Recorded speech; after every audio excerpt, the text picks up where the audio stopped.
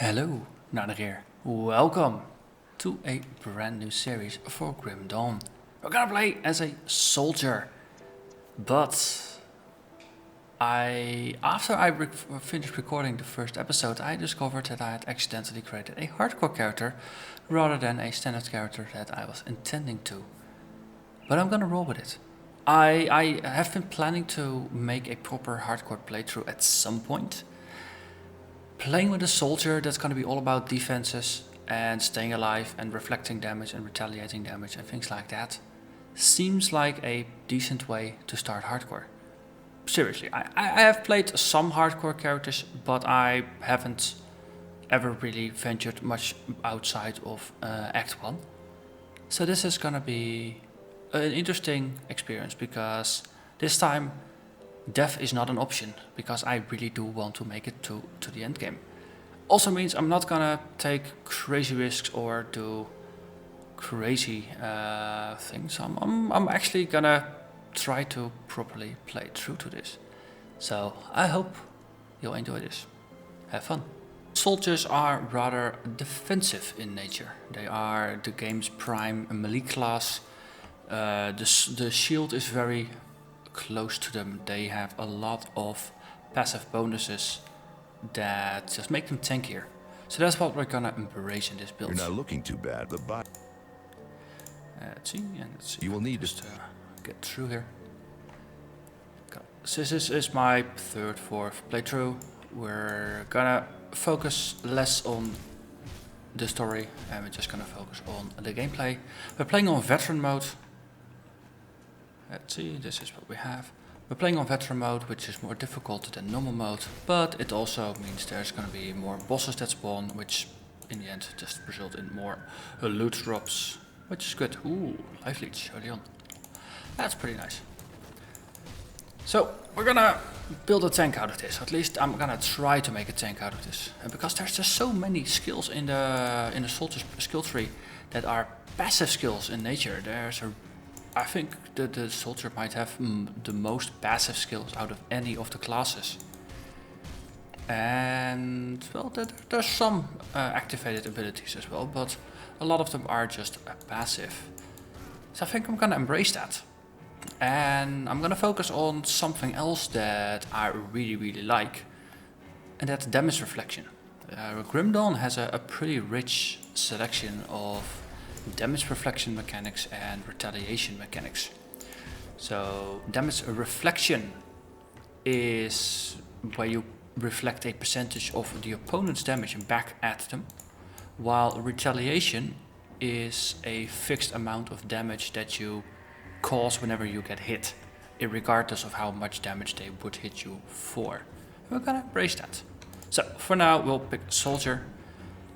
And let's see, we want Cadence, that's going to be our active skill. We're going to ignore Force Wave and we're going to pick up Markovian's Advantage. So Markovian's Advantage is a proc skill. It triggers up to 25% times at level 12, I think. Or at level 9. Memory says level 9 was something to aim for. It just does a percentage damage and it reduces their defense. Similarly, we got Zolhand's technique a bit further ahead. That is a AoE attack that also has a chance to trigger. Cadence is going to be our main attack button replacement. Every third hit we hit for extra damage and it just scales up. And there are some small mods that we can apply to it. But as you can see, there are a lot of these nice round skill things that just gives us passive bonuses. And now there's things like boosting our physique and our health. There is Menhir's Will. If our health drops below 33%, we get a massive heal and health regeneration. And it stacks up pretty high.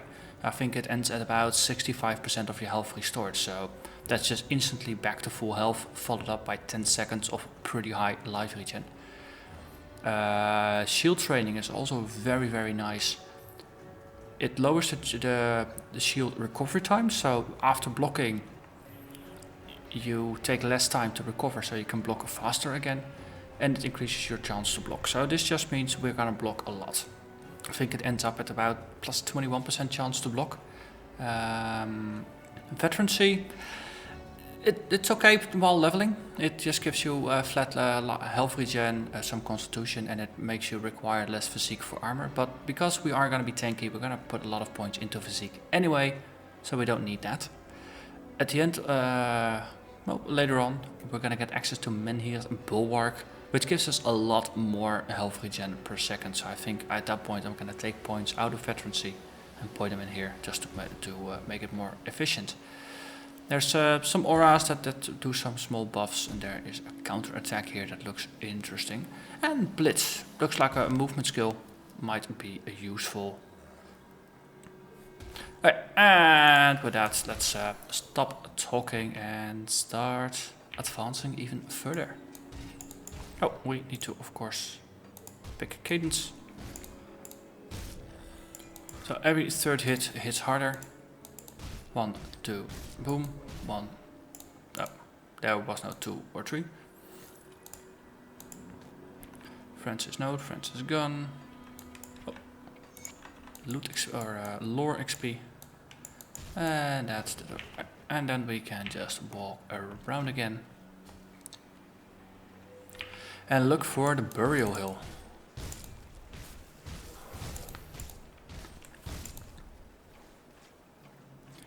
So we had the luck that the first weapon we picked up had some lifesteal on it.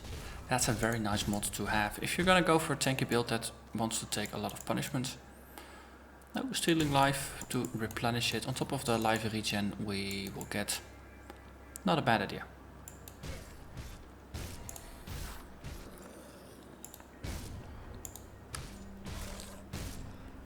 Okay. So far, Cadence seemed to hold up pretty well in terms of energy usage. It only uses 1 energy per hit. I think if you max it all the way, it only goes up to 4, so it's really energy efficient. And we gain another 3 points. Maybe we should actually spend the points then. Let's see, for now I'm just gonna put 2 points to advance, and then I'll spend 1 point on something else, and if there's new skills to pick up I'll just spend the point there. So, somewhere around level 30 we will probably hit the end point, and then we'll get access to all the skills. I know from previous playthroughs I found that to be a pretty useful thing to do. Also, I'm gonna put all our points into Physique unless we have a good reason not to. But I think for now, just putting everything into Physique seems like a pretty decent thing to do. Gives us a lot of life, a lot of regen. I think it also boosted our damage. No, that was cunning. Okay, so Baroque the Bloodied.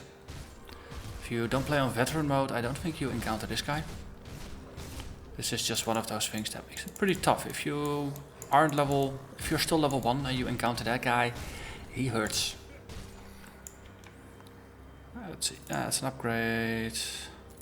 That's an upgrade. Well, it's a nice thing. Early on, everything is an upgrade. So in the devotion tree, I've also had a bit of a look at specific devotions that give you reflection, retaliation, regen, damage absorption procs, all kinds of things that are defensive or reflective in nature. I come up with a interesting list of things I'm gonna go for. As I tend to do for more and more of my builds in Path of Exile, I'm also doing here now. I've got in the description below this video, I have some notes on basically a rough build guide. So a link to the Grimkalk, so that's just the skills I currently plan to take. Everything is always open to change based on just how it actually plays. Some notes on a possible path for the devotion skill tree, things that could be socketed into items. No, just everything that would be useful for a build, it's in there. So if you're curious about more details or my plans, that's something that you might want to give a read. I welcome feedback. There is a limit to how much I can write in there, because the YouTube comments can not have more than 5,000 characters in them, and you'd be surprised how easy that is to hit once you start writing a strategy guide. let's see, 1, 2, and then we have a lot of bonus points. So, which is the most important to grab? This one. Just go from top to bottom. So this is gonna trigger when we get attacked, and it's just gonna make us more aggressive, do more damage. It seems useful.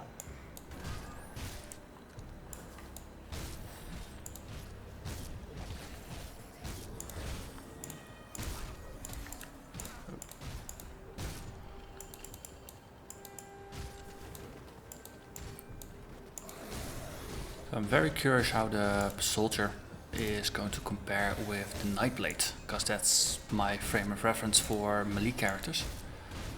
I suspect that the soldier is going to be less strong in terms of damage output, but will have more staying power due to the shield and just the entire focus on defensive mods and staying alive. And yeah, I'm very curious to see how the damage reflection and retaliation is gonna hold up. If it's interesting, or if it's, well, if you look in the stats page once we have these things gone. So here on page 3 here, there is this entire thing about retaliation for every damage type. It's just completely specced out. It makes me think that, oh, if retaliation or damage reflection wasn't an important, or at least a viable strategy, they probably wouldn't have put that much effort into just listing it. So I'm very curious to see how it's gonna work. Of course, we got Cadence and we got our procs, which are still going to be full-on buffed damage skills. Though Cadence is just going to be a one-pointer for now, because there's a lot of things that I want to put points in. And later on we might boost it a bit further, we'll see. But for now it is a skill that we use that, every once in a while it hits for more damage. The other procs, they just interweave with it.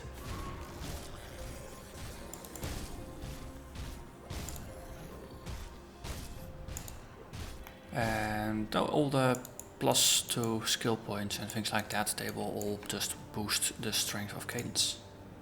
Do we have a better shield yet? Nope, we don't. Well, as usual, I'm just gonna pick up the white items until we actually have all the slots filled out, and then I'm just gonna switch the loot filter to only show yellow or better items, because at some point it's just gonna get rather tedious picking up all the white items. Silver bands, that's useful, so we can enlarge the minimap a little bit. You know what, white items don't really matter if we can't upgrade them, since they're really not worth anything, so we might as well just drop them out here. Then we're not gonna accidentally pick them up inside. +1 damage, but we lose the leech, so for now we're just gonna drop it. I do like the leech. We have a lot of lore bits that we can now just pick up, read, and then we just sneak past all the items that we dropped outside, and we're gonna go in. Deal with a necromancer. And of course we're gonna grab the devotion shrine down there, which is very, very conveniently just layered with ether crystals on both sides, because those are the things we have to sacrifice at the altar.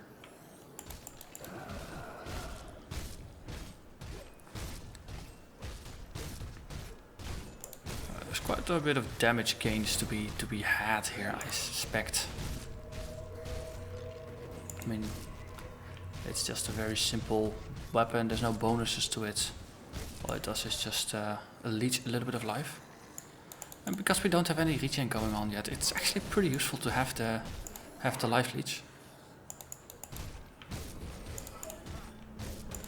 I think we have our battle rage effect going on. The glowing outline. Now it's on cooldown.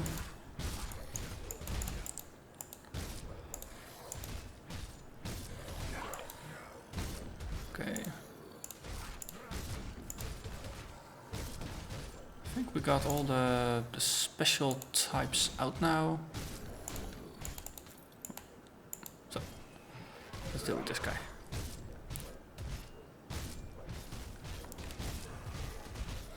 So facing this guy head on means we take more damage than we would like. Well, on the other hand, I got potions. Let's just power through this, because once he falls over, his minions fall over as well.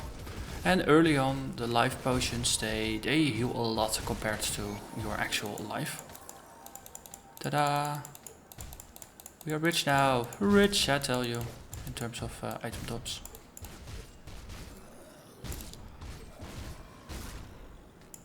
Okay, blank shields. Oh, journeyman.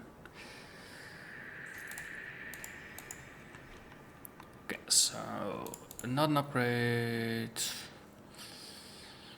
Energy is not an issue, so upgrading our armor is a better one, but it's yellow, so selling it is good. Chaos resistance. Oh wow, that's early. Yeah, everything else. Oh, we can just get rid of these things. Next up, we kill ourselves some crystals.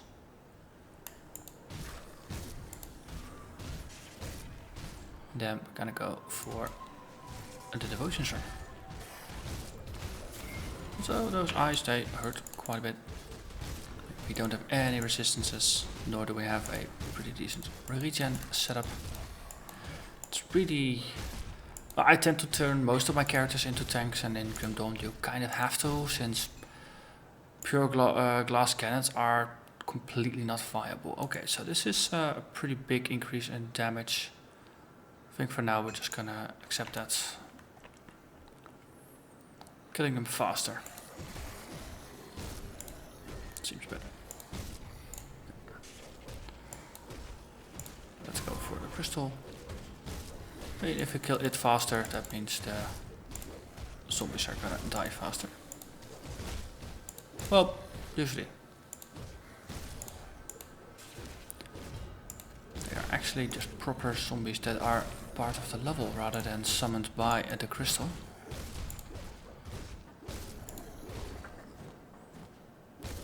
Well, they do help us level up rather quickly. I mean, we're almost level 6 already. We still have to assign skill points from the previous level, and we're almost a level ahead again. So let's just assign some points here.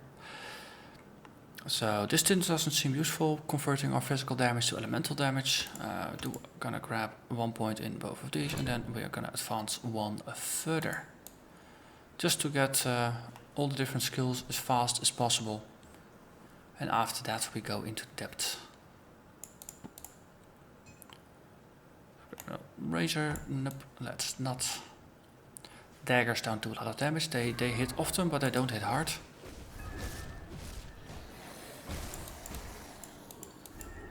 I think going for a slower weapon that hits hard per hit might not even be a bad idea. So that also means that every time something procs, that it actually hits for quite a bit. Sacrifice a crystal, get some points. While we kill the zombies. And we need to level up and assign our first devotion point. Howza, that's a gun. Footpad, boots, ooh, 52. That's a lot of armor. And we don't do lightning damage yet, so we grab it.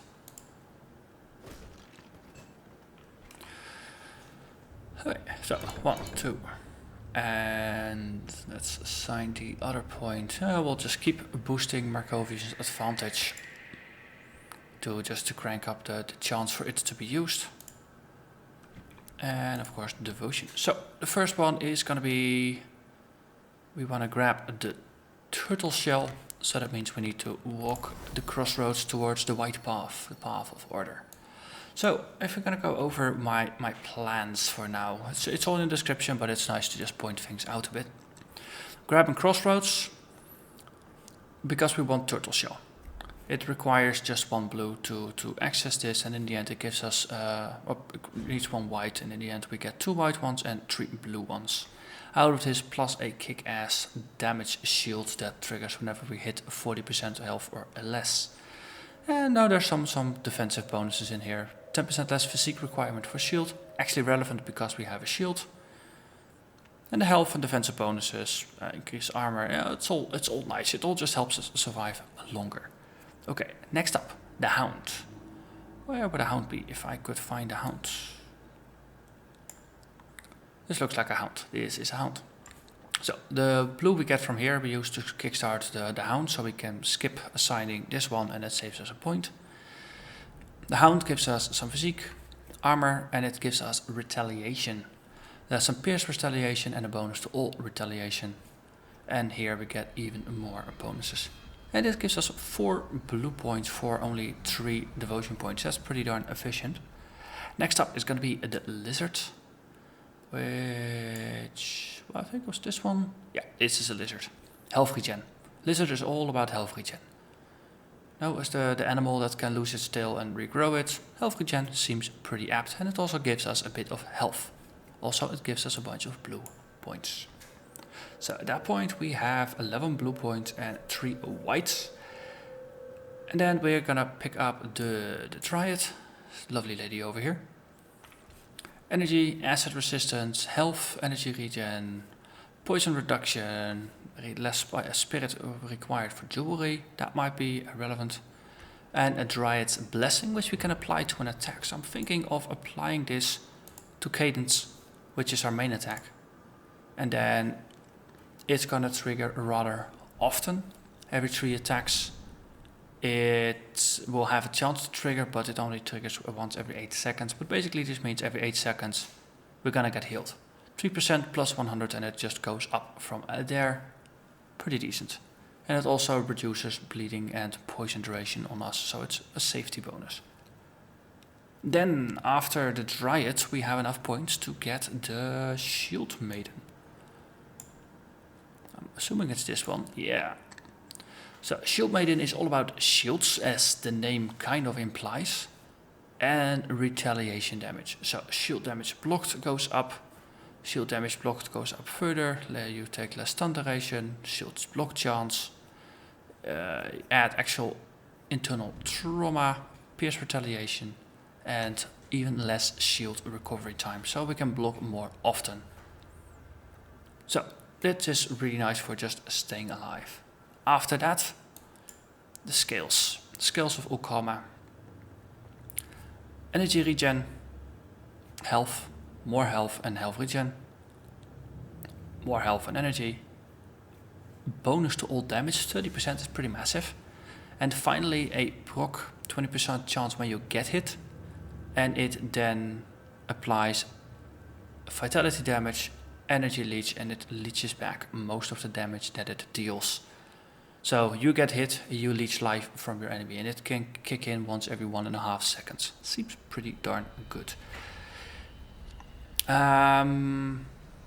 If normal progress kicks in, then we're probably gonna half finish this by the time we finish the Bastion of Chaos. Because normally you get 26 points from veteran mode, and you need 29 to complete this in a total, with everything else that came before it. So early elite, you'll grab this and you'll be pretty set to go. After that, now we can go for the obelisk, and there is Targo the Builder. It's also pretty neat. It's more blocking, reflecting, things like that. So that's roughly the direction I'm thinking in, but for now we'll just focus on getting the turtle. And we can actually just portal back because we don't have to walk. The dead attacks have slowed and their numbers are thinning. I take that as a sign that you've dealt with the source? A creature we did. I need some time to plan our strat. And we're gonna speak with townmates. Help them with that. Okay, we can now enter town, which is pretty darn useful because that's also where the shared stash is and crafting. Well, crafting not yet. Physique. You don't remember to be looking. Oh wait, Did you actually, bring back excellent? here. We get a free I'm skill sure point for giving him I have to say. some crystals. Pretty useful. As I said, if this is your first time watching Grim Dawn playthrough, I do apologize that I'm skipping through most of the dialogues, but no, for me this is the fourth series. A lot of people have been with me and just following multiple series. They also know the lore, so sticking to the lore is at this point not the point of the playthroughs anymore. So let's actually do a little bit of shopping, shall we? Let's see what we can find. I'll give you a good price on what I've got left. So all we have in here is stuff we can just get rid of. So we want a pretty decent weapon for now, right? That seems useful. One-hander, more damage. So added damage this early seems pretty useful because the base damage is low, so if you add more it just has impact. Life leech, chance to freeze. That's not quite bad actually, but we can't afford it. This one we can though. Two-handers, that's not what we want. Ooh. Oh, we can't afford it. Two-handers. Get to the blades. Some life leech. So eventually I just plan to fix my life leech via these lovely things you can socket into your gear. There's oh, in the description I actually have a list of all the things that seem potentially useful as well. Cause there's a few that deal with retaliation, but there are not a lot.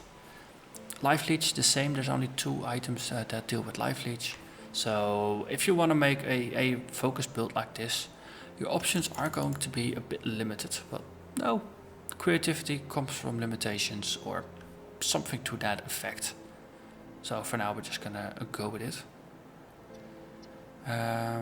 You know what, for now we'll just stop staring at this. I'll just do that between episodes.